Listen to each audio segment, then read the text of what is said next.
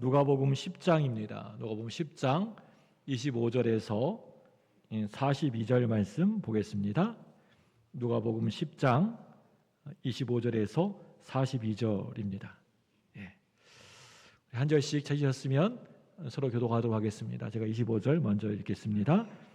어떤 율법 교사가 일어나 예수를 시험하여 이르되 선생님, 내가 무엇을 하여야 영생을 얻으리이까? 예수께서 이르시되 율법에 무엇이라 기록되었으며 내가 어떻게 읽느냐? 대답하여 이르되 내 마음을 다하며 목숨을 다하며 힘을 다하며 뜻을 다하여 주 너의 하나님을 사랑하고 또한 내 이웃을 내 자신같이 사랑하라 하였나이다. 예수께서 이르시되 내 대답이 옳도다. 이를 행하라. 그러면 살리라 하시니 그 사람이 자기를 옳게 보이려고 예수께 여짜오되 그러면 내 이웃이 누구니이까? 예수께서 대답하여 이르시되 어떤 사람이 예루살렘에서 여리고로 내려가다가 강도를 만나매 강도들이 그 옷을 벗기고 때려 거의 죽은 것을 버리고 갔더라. 마침 한 제사장이 그 길로 내려가다가 그를 보고 피하여 지나가고 또 이와 같이 한 레위인도 그곳에 이르러 그를 보고 피하여 지나가되 어떤 사마리아 사람은 여행하는 중 거기 이르러 그를 보고 불쌍히 여겨 가까이 가서 기름과 포도주를 그 상처에 붓고 싸매고 자기 짐승에 태워 주막으로 데리고 가서 돌보아 주니라. 그 이튿날 그가 주막 주인에게 데나리온 둘을 내어주며 이르되 이 사람을 돌보아 주라. 비용이 더 들면 내가 돌아올 때 갚으리라 하였으니 내 생각에는 이 세 사람 중에 누가 강도 만난 자의 이웃이 되겠느냐? 이르되 잡비를 베푼 자니이다. 예수께서 이르시되 가서 너도 이와 같이 하라 하시니라. 그들이 길 갈 때에 예수께서 한 마을에 들어가심에 마르다라 이름하는 한 여자가 자기 집으로 영접하더라. 그에게 마리아라 하는 동생이 있어 주의 발치에 앉아 그의 말씀을 듣더니 마르다는 준비하는 일이 많아 마음이 분주한지라. 예수께 나아가 이르되 주여 내 동생이 나 혼자 일하게 두는 것을 생각하지 아니하시나이까? 그를 명하사 나를 도와주라 하소서. 주께서 대답하여 이르시되 마르다야 마르다야 내가 많은 일로 염려하고 근심하나 몇 가지만 가지만 하든지 혹은 한 가지만이라도 족하니라. 마리아는 이 좋은 편을 택하였으니 빼앗기지 아니하리라 하시니라. 아멘. 저는 이 주일날 저녁 시간이 제일 피곤한 시간입니다. 그냥 발 닦고 따뜻하게 그냥 아랫목, 요즘 아랫목이 없죠? 예, 침대에 들어가서 자면 딱 좋겠어요. 일주일 동안 피곤이 이게 다 이제 저녁 예배에 다 이게 다 몰려오는 것 같아요. 여러분도 그러시죠? 눈을 좀 크게 뜨시고요. 이렇게 좀 눈이 원래 작으신 분도 크게 뜨시고요. 1분에 인사하겠습니다. 성경 말씀으로 하나님께 가까이 하세요. 또 인사하겠습니다. 예배 회복으로 하나님을 가까이 하세요.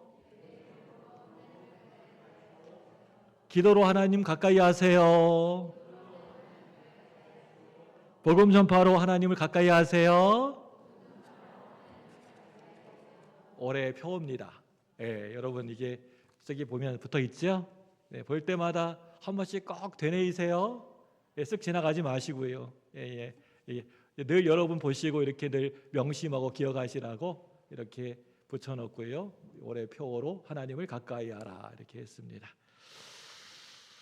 자, 여러분 생활의 달인이라는 TV 방송 기억하시나요? 요즘 안 하는 것 같아요. 언제 끝났는지 아무튼 끝나고요. 좀 그게 좀 그 생활의 달인이 끝난 게 좀 아쉬웠는지 이와 비슷한 약간 아류 생활의 달인 아류 프로그램들이 많이 생겨났습니다. 가끔 이걸 보면 나도 이 달인같이 한 가지쯤 잘하는 게 있지 않을까 하고 찾아보게 됩니다. 내가 좀 잘하는 게 뭐가 있을까 하고 그렇다면 믿음의 달인이 있지 않을까요? 믿음의 달인. 뭐 크고 위대한 믿음은 아니더라도 작고 평범한 믿음일지라도 그 분야에서 내가 전문가라는 자부심이 있는 믿음이 있다면 하나님도 칭찬해 주시겠죠. 달인 중에서 아직도 제가 이렇게 기억에 남는 그런 사람 달인이 있는데요. 그 사람은요, 뭐든지 다 세우는 사람이에요. 이것도 세우더라고요. 의자도 세우고요. 못 세우는 게 없습니다. 다 세우는 달인입니다. 삶의 실패로 인한 상처 때문에 고민이 많았던 사람이었어요. 이 사람이요. 근데 이 사람이 그렇게 시리와 절망감에 빠져 있었는데 이렇게 물건을 세우면 이런 생각이 없어지기에 시작했고 결국에는 그 방면에서 달인이 되었다는 겁니다. 의자를 발 하나로만 겹겹이 쌓아 세우고 그 위에 또 자전거까지 올리기까지 합니다. 그 의자 위에 자전거를 또 올려요. 이것으로 사람들 앞에서 공연까지도 한다고 합니다. 몇 시간이 걸려도 소리 하나 낼 수 없는 공연이었지만 관객들도 집중해 주었습니다. 이렇게 물건을 세워 쌓는 재주는 결국에는 균형점을 찾는 능력이라고 할 수가 있습니다. 우리가 보기에는 절대로 균형을 잡을 수 없을 것 같은 그런 물건인데도 다 보면요, 이렇게 균형점이 있다는 것입니다. 균형점만 잡으면 뭐든지 세울 수가 있다는 거예요. 그러니까 아예 처음부터 없는 것을 만들어내는 것이 아니고 원래 누구나 어떤 것이나 어디에나 있는 것이 균형점이기 때문에 이것을 찾아내면 안정감이 생기는 것입니다. 그게 믿음의 말로 하면요, 평안입니다. 이 균형점이 뭘까 생각해 보니까 우리의 평안함입니다. 평안함이라고 하는 단어는 샬롬, 에이레네 같은 단어인데 모두 두루두루 부족함이 없다, 치우치지 않는다라고 하는 뜻을 가지고 있습니다. 이와 반대로 불안함은 균형점을 잃어버린 것입니다. 아무리 많아도 치우치면 곧 있으면 무너지게 되어 있습니다. 아무리 좋아도 치우치면 흉해지게 되어 있습니다. 하나님이 세상을 다스리는 섭리도 지금은 균형의 시대인 것 같습니다. 하나님 나라를 견제하는 사탄의 나라를 내버려 두시는 이유를 설명하는 방법 중에 하나가 바로 이 균형입니다. 사탄의 나라를 두시고 하나님의 자녀들이 늘 깨어 경성하게 하시는 겁니다. 다른 것 바라보고 의지하는 게 아니고 하나님을 바라보게 하시고 의지하게 하시는 것입니다. 하나님의 나라는 주님 오실 때 완전히 이루어지겠지만 그 전까지는 이런 균형 상태에 있게 될 것이기 때문에 반대로 사탄의 나라에 세상이 무너질 걱정을 할 필요가 없는 것입니다. 하나님은 늘 이렇게 균형을 맞추십니다. 그렇기 때문에 우리의 삶에서도 믿음에서도 이와 같은 균형점이 정말 꼭 필요합니다. 마찬가지로 우리의 가정에서도요, 이 균형점이 있어야 합니다. 남편과 아내, 부모와 자녀 사이에도 이런 균형점이 있어야 참 평안합니다. 교단 가운데 우리 장로교단이 이런 균형점을 아주 중요하게 여겼습니다. 결정 구조를 서로 합의적으로 할 수 있는 제도가 당회 재직회 공동의회입니다. 이것은요, 서로 어떻게 하나 감시하고 견제하라고 하는 그런 뜻이 아닙니다. 이렇게 한 것은 서로 협력하라고 하는 뜻이고요. 성도들 전체를 치우치지 않고 균형을 잡아서 공평하게 이끌어가게 하는 장치인 것입니다. 오늘 본문 말씀의 구조를 보시면 이런 균형을 이루고자 하시는 예수님의 그 뜻, 의도를 우리가 오늘 말씀을 통해서 알 수가 있는데요. 예수님과 율법 교사와의 대화가 오늘 본문의 출발점입니다. 율법 전문가가 예수님을 찾아와서 시험합니다. 당연히 율법 전문가이니까 율법에 관한 것이겠죠. 율법 교사의 질문은 읽어보시면 여러분 아시겠지만 참 건전합니다. 문제가 없어 보입니다. 어떤 작은 문구나 관습으로 따지는 게 아니었습니다. 나무가 아니라 숲이었습니다. 율법 전체가 뭐냐라고 하는 질문이었죠. 우리 누가복음 10장 25절 말씀 볼까요? 네, 어떤 질문하는지 25절 시작. 어떤 율법 교사가 일어나 예수를 시험하여 이르되 선생님, 내가 무엇을 하여야 영생을 얻으리이까? 얼마나 건전하고 좋은 질문입니까? 내가 어떻게 해야 영생을 얻을 수 있습니까? 구원받을 수 있습니까? 내가 무엇을 해야 영생을 얻으리이까?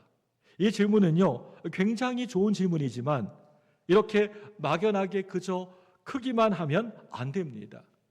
그래서 예수님은 가장 큰 것과 또 가장 작은 것의 균형을 맞추어 주시는데요. 우리 10장 27절과 28절 말씀 보겠습니다. 27절, 28절입니다. 시작.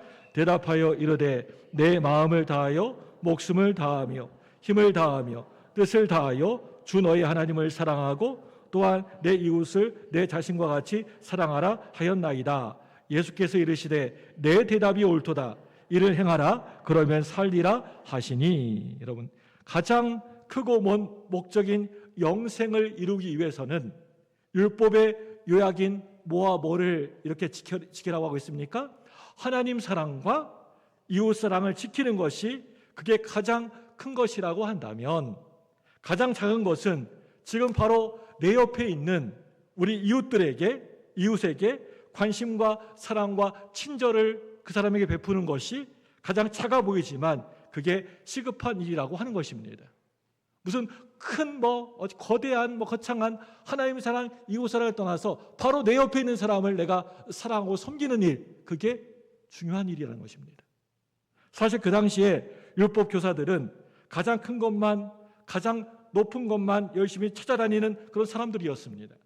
하나님 말씀인 율법에 대한 지식으로 하나님의 아들인 예수님을 시험하러 온 것을 보면 이들의 자신감, 아니 자고함이 어느 정도인지 잘 알 수가 있지 않습니까? 그래서 예수님은 이 율법 교사를 깨우치기 위해서 사랑의 대화로 이끄십니다. 네가 잘 알고 있는 것을 한번 자랑해 보라고 하시고 잘했다고 칭찬해 주십니다. 그래서 내 이웃이 누구입니까? 라는 숨겨진 질문을 자기 스스로 꺼내게 하십니다. 그 대답으로 주신 말씀이 오늘 이 율법교사 말씀 밑에 나오는 이 강도 만난 이웃을 도와준 사마리아 이야기입니다. 사마리아 이야기를 우리 주님께서 해주고 계십니다. 의도야 너무나도 분명합니다. 영생을 얻기 위해서 지켜야 하는 율법은 두 가지, 하나님 사랑과 이웃 사랑인데 율법교사는 알고는 있어도 전혀 실천이 없었습니다. 행하지 않는 것입니다. 잔뜩 이론적으로 지식적으로는 너무나 잘 알고 있었지만 그것을 행하지 않는 것입니다. 이것이 참 문제였습니다. 특히 이웃사랑의 실천이 없다는 것을 이미 알고 있었고 예수님이 이웃사랑을 구체적으로 어떻게 행하는지 알려주신 것입니다. 그런데 이 이야기에서 제사장과 레위인이라고 하는 그 하나님의 사랑이 이웃사랑보다 못하다, 후순위다, 이런 생각을 혹시나 듣고 있었던 제자들에게 줄 수도 있었습니다. 제사장과 레위인은 그 이웃사랑 후순위다, 이렇게 생각을 했을 것 같습니다. 그래서 곧바로 이어진 상황, 마르다와 마리아의 이야기에서는 이웃사랑을 하려고 하는 마르다보다 하나님 사랑을 하려고 하는 마리아에게 초점을 맞추신 것입니다.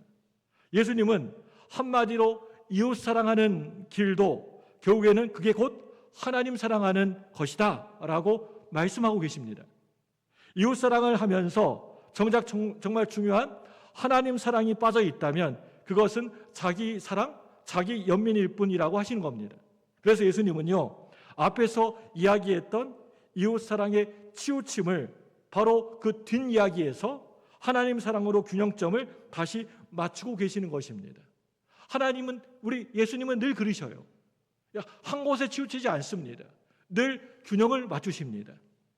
특히 옆에서 모든 과정을 듣고 보고 있었던 제자들의 믿음을 균형적으로 이끄시기 위해서 어쩌면 전혀 반대의 의미를 붙여서 강조하셨던 것입니다. 모든 일에 있어서 동시에 균형을 맞추기가 어려울 때가 있습니다. 자녀가 잘못해가지고 꾸중할 때에는 꾸중하는 것에 치우칠 수밖에 없습니다. 그런데 꾸중한 후에는 그 자녀 용서해야 되죠. 하나님 사랑을 강조할 때가 있고 이웃 사랑을 강조할 때가 있어야 집중할 때 효과가 있습니다. 근데 반드시 그 이후에는 다른 쪽을 이리저리 잘 살펴보면서 균형을 맞추어야 합니다. 서로. 우리 교회에서 행해지는 기도의 기도가 우리 금요 기도에도 있고요, 새벽 기도에 있지 않습니까? 특히 이 균형을 잘 잡아야 하는 일이라고 생각합니다. 여러분, 기도가 여러분 뭐라고 생각하십니까? 기도가 뭡니까? 기도는요, 대화입니다. 누구랑 대화하는 것입니까? 기도는 하나님과 대화하는 것입니다. 기도하지 않은 사람은 하나님과 대화하지 않는 거예요. 일방적인 대화는요, 그 대화 아닙니다. 내가 드리는 말만이 아니고 하나님이 주시는 말에도 귀를 기울여야 대화의 균형, 기도의 균형이 이루어진다는 뜻입니다. 어떤 분들은 기도하시면 내 할 만하고 그냥 하나님 이만 끝 하고 다음에 만나요 하고 이렇게 하시는 분이 있습니다. 그 기도 아닙니다. 올바른 기도 아닙니다. 올바른 대화 아닙니다. 나의 기도와 중보기도 또한 균형을 맞추어야 합니다. 회개와 결단도 균형을 세워야 합니다. 특히 우리가 매일매일 기도하는 것이 새벽에 내가 기도한 만큼 하나님의 응답에 귀를 기울입시다. 하나님이 주신 말씀, 하나님의 생각, 하나님의 마음, 하나님의 뜻, 이렇게 하나님에게도 우리의 귀를 기울여야 합니다. 내 말만 하는 것이 아니라 하나님이 어떤 마음, 어떤 생각을, 어떤 뜻을 가지고 있는지 우리가 집중해야 되고 관심을 가져야 되고 귀를 기울여야 한다는 것입니다. 이게 응답을 듣는 훈련입니다. 사실 오늘 본문 두 가지 이야기 모두 듣는 것에 결판이 났습니다. 그 사마리아 그 말씀도 그렇고요, 사마리아인 말씀도 그렇고 그 밑에 나오는 마르다와 마리아 이야기도 듣는 것에 결판 났습니다. 율법교사가 자기 말을 하다가 결국에는 예수님 이야기를 듣고 깨닫게 되지 않습니까? 또 예수님 옆에서 듣는 일을 택한 마리아가 칭찬을 받게 되지 않습니까? 혹시 우리가 마르다처럼 일만 하고 듣지 않은 사람일 수가 있습니다.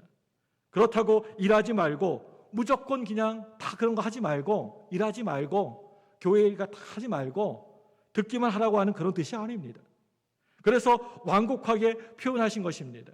예수님은 항상 균형을 맞추십니다. 무엇보다 일만 하면 염려와 근심에서 벗어날 수 없습니다. 누가복음 10장 41절과 42절 말씀 볼까요? 41절 42절입니다. 시작. 주께서 대답하여 이르시되 마르다야 마르다야 네가 많은 일로 염려하고 근심하나 몇 가지만 하든지 혹은 한 가지만이라도 족하니라. 마리아는 이 좋은 편을 택하였으니 빼앗기지 아니하리라 하시니라. 사랑하는 여러분들, 오늘 말씀이 두 가지 이야기, 율법교사와 이 마르다와 마리아 이야기, 두 이야기 모두 듣는 것을 먼저 제대로 들으면 행할 수 있게 된다는 말씀입니다. 여러분, 하나님 말씀을 잘 들으시기 바랍니다. 먼저 하기 전에, 무슨 일 하기 전에 하나님 말씀을 귀 기울여 여러분 집중하여 들으셔야 됩니다. 믿음은 들음에서 난다는 말씀처럼 우리의 기도 응답 이전에 말씀 응답의 은혜가 매일매일 기도할 때마다 있기를 소망하고 축복합니다.